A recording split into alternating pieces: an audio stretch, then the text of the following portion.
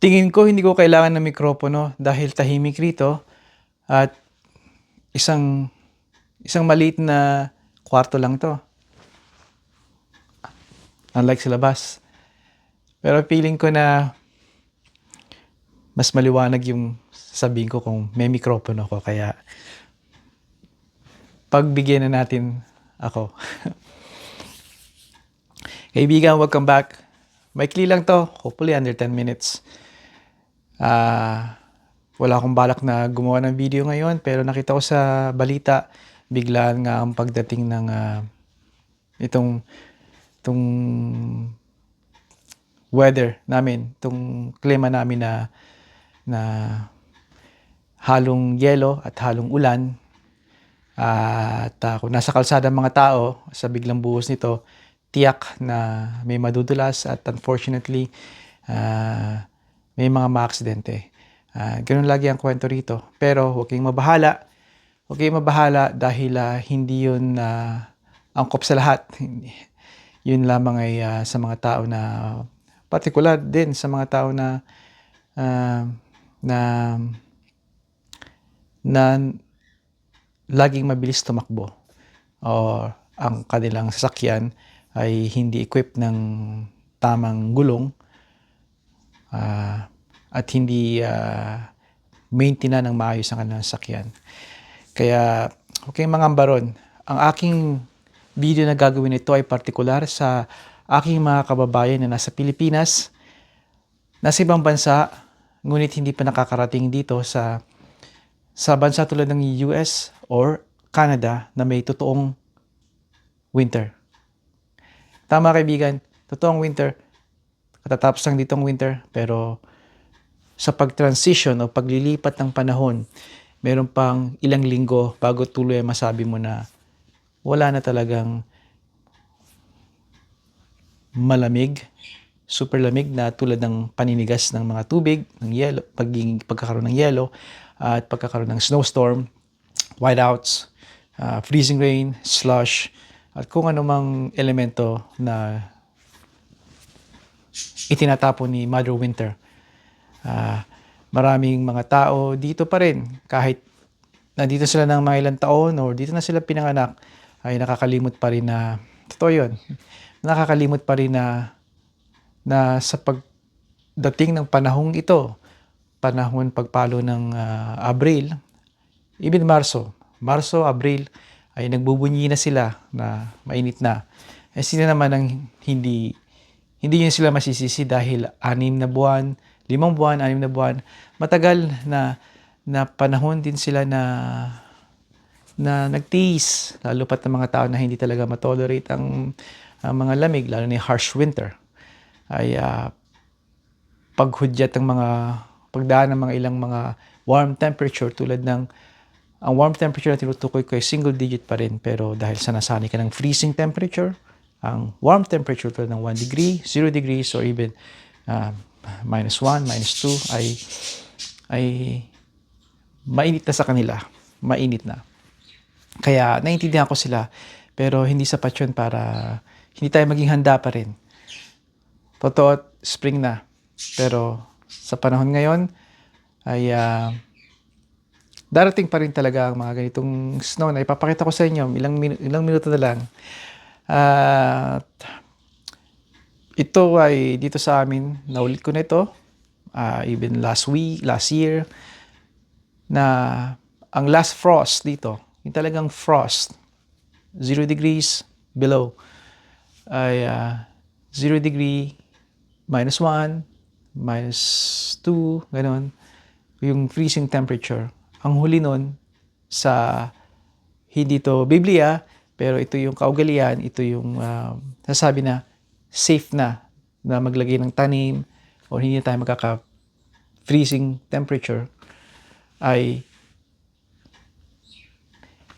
first week ng Mayo, unang linggo ng Mayo, buwan ng Mayo, or sa lugar namin dito, norte lang ng Toronto, ay second week ng Mayo. Kaya may katagalan pa dahil kapapasok ng Abril ngayon. Abril 2.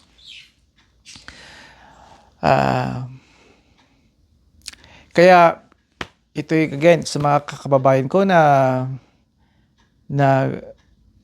masilip ng kaunti ang isang bahagi ng buhay winter dito sa Canada. Huwag kayong matatakot, huwag kayong mangangamba. Ito'y hindi kinakatakutan, kundi pinaghahandaan sa ganung paraan, sa ganitong pag-iisip, paghanda ay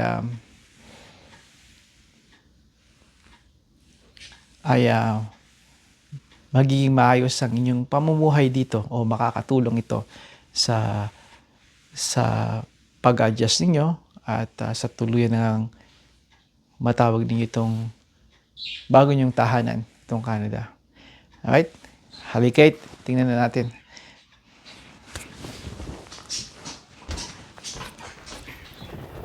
Kaibigan, mabilis na pumapatak na muli ang snow dito sa aming lugar sa norte ng Toronto. Kasama na rin ng Toronto. Majority ng Kalakhan, Toronto. Merong warning kami, weather warning, ice storm na hindi signipiko ang kumpara sa ilang araw lang nakakaraan na kung saan maraming mga punong natumba at mga sanga at nawalan ng elektrisidad ang ilang libong tao dito. Pero majority pa rin naman sa amin, kami hindi naapektuhan. Itong darating ngayon ay nag-umpisa kaninang alauna. Ngayon ay alauna mga 20 minutes ago. At ito'y mabilis na bubuhos hanggang abot ng hanggang dalawa hanggang tatlong pulgada ang kapal. Ito ay magta-transition o mag-transition ito sa yelo. Maghahalo ito ng tubig, yung rain, freezing rain at snow. Dahil ang temperatura namin ngayon ay kasalukuyan ay naglalaro nasa gitna siya ng freezing rain at above. So 1 degree, 0 degrees, depende sa ihip ng hangin din. Kaya ito yung panahon na kakailanganin nyo talaga ang winter tires nyo at kailangan ninyo mag-slow down. Drive accordingly. Yun ang key, yun ang susi. Kaya kung ang takbo ay 100 clicks sa highway, hindi nyo kailangan sundin yun kung slick ang daan at hindi nyo makita ang lugar. Hindi naman pwede kayong huminto ng todo. Kaya ito yung dito kayo masasanay at dito kayo mahahasa kung sa patuloy ninyo na pagdadrive, pagmamaneho at pamumuhay dito sa bansang Canada. So ito yung tinatawag na spring. Spring na to, hindi pa rin na kumakawala si Mother Winter at natural yon, normal yon dito. Kaya maganda sa papel ang sinasabi lang spring, pero wag niyong ibababa ang inyong guard,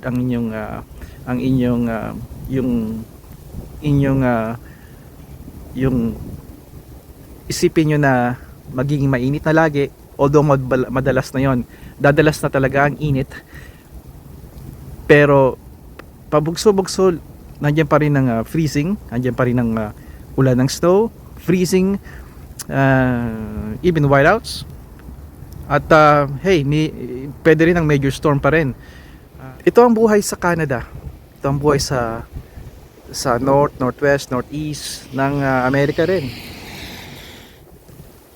Sa kabila ng naririnig ninyo sa ibang mga nag-vlog, sa ibang mga videos, ay hindi naman ganoon talaga kasama yon. Kailangan lang talaga magsanay. Ang mga tao na nakikinig yun, nagrereklamo, na nagsasalita ng tumatawag sa itaas sa ating Panginoon dahil may snow na naman at ganitong malamig, ay sana huwag niyong pagtutuunan ng pansin, kundi gawin itong isang entertainment lamang sa inyong telebisyon o sa inyong mga gaheto, iPad or phone. Ginagawa kong mabuti na hindi pangalanan sila katulad ng mga nauna kong mga videos, pero may maririnig kayo dahil mga sikat sila dito, sikat na mga na mga nagba-vlog, huwag yung masyado dito sila pagtuunan ng pansin dahil nabalot na sila ng sa aking opinion ng kaginhawahan ng buhay ng dito sa Canada. At kapag may ganito mga pagsubok ay ayaw na nilang madumihan ng kuko, malamigan ng kuko. Paminsan-minsan kailangan natin yung kaibigan. Kailangan natin na hindi kailangan lahat ay komportable araw-araw. Dahil kung yon ang mangyayari, na komportable lagi sa buhay, kahit nakamit yun ang inyong mga pangarap, kung laging komportable ang buhay nyo hanggang sa huling hantong, hanggang sa huling hininga ninyo, ay hindi magiging mabuti yun, hindi magiging kaganap-ganap ang inyong pamumuhay saan mang parte ng mundo kayo narito. Kaibigan, dito na ko muna tatapusin ito. At bago pa ako mabalot dito, ang aking wool ay napupuno na rin. At mukhang magpapala ako ngayon. At kung ito ay totoo na aabot hanggang 4 na pulgada kasama ang yelo, that means sa ilalim ang yelo, ay mabigat yun at kailangan kong gamitan ng makina tulad ng snowblower ko na titignan ko kung makakapag-record ako. Kung hindi, ay sa balita nyo lang to panoorin kung interesado kayo.